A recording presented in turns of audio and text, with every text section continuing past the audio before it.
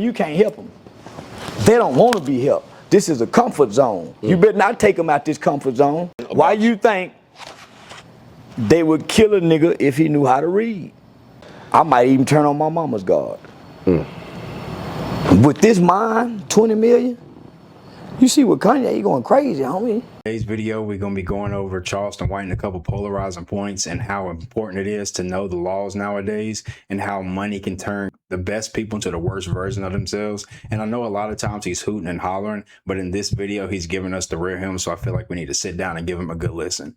But you guys know I don't got no catchy catchphrase or anything like that. So we'll just get right into this video. And what I started realizing from that moment on, the biggest and the baddest ass nigga in the black community is afraid of the police. That's a fact. That's who you, that's what make the boogeyman run off. Nigga, I started studying, I call the police on you niggas. That reaction became my gun. The fact that I etched in the minds of killers and gangsters, because that was my only audience that I would disrespect. I wouldn't disrespect nothing that nobody's not afraid of. I target those guys because I started seeing my weapon was better than theirs and I ain't got to have a gun. The fact that they know I call the police, I would be. One thing about it, I'm always stand on this. The biggest gang in the world is them boys in blue. And I'm not talking about them Crips. I'm talking about them guys with them badges. That is the biggest. They're so big of a gang there in every community in the United States. There's at least one, maybe even 2 or 3 of them in a city. It's crazy. Beat your bitch ass. You ain't do nothing, call the police, old police ass nigga. That was their excuse of not knowing me. So psychologically, I go to playing mind games again. I took on the mantra, started branding police, talking, nigga, psychologically, them niggas are afraid to attack me. Facts. I beat them with words. I done disrespected every gang leader, every dead homie, and they have not attempted one time to even hit me in the head. Throw a rock at me, spit at me, or nothing. And I've been all around the country. I've been everywhere where they told me not to go. The closest person was Soldier Boy. For you a few times. He got maced. Charleston was had the police. When they put my address, put my address online, that's what made me start buying all them guns. They were put online every day.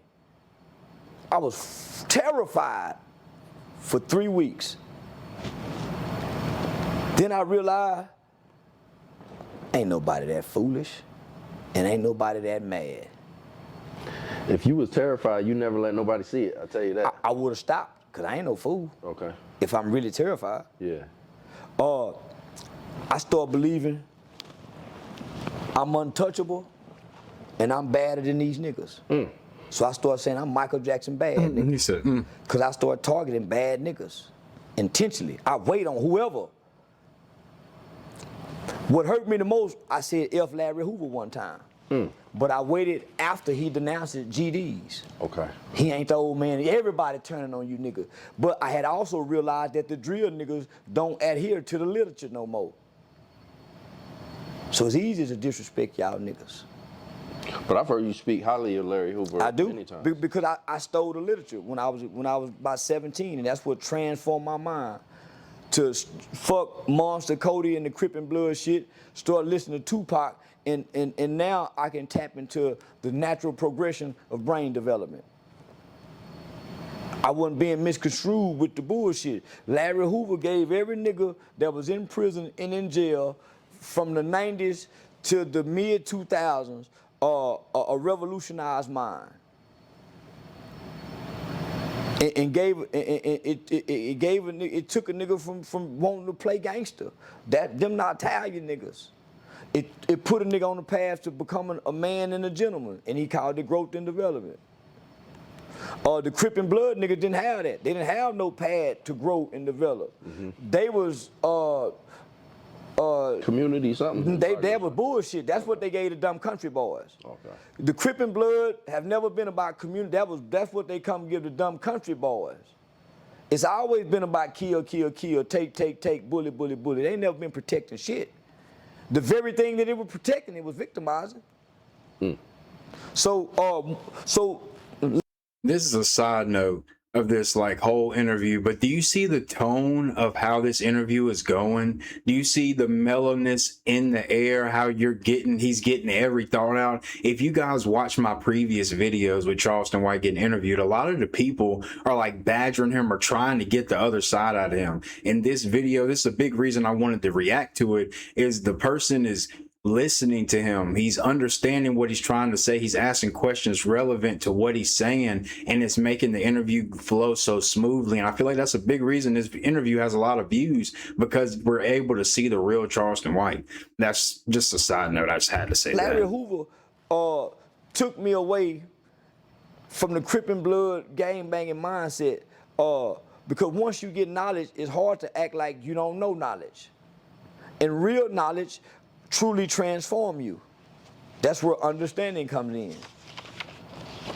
The more you understand the knowledge you get as you live it, that's where wisdom is executed. So that's what it, but nigga, yeah. So that's why when I came out, I always had a different respect, because I saw what them niggas was doing compared to what we was doing. They had structure, they had discipline. All the Crip and Blood niggas would crash out. Them niggas were trying to go get in class. The Crip and Blood niggas, domino motherfucker, they don't want to learn nothing. So they come out stupid in the motherfucker. So, and then I stopped liking groups. Nigga, when you become thirsty for knowledge, a group genre it disturbs your spirit. Group thinking, right? Yeah. I heard you talk about that before. You cannot find that many like-minded people in the setting that he's talking about. A lot of times you're looking for people that are in a better situation than you, or that can better you in some type of way. And a lot of times the people in your immediate environment aren't going to do that for you. And I feel like that's kind of what he's saying. I could be wrong, but I feel like that's what he's leaning towards. Two things that you just kind of brought up. I had a question. What's the closest you came to crashing out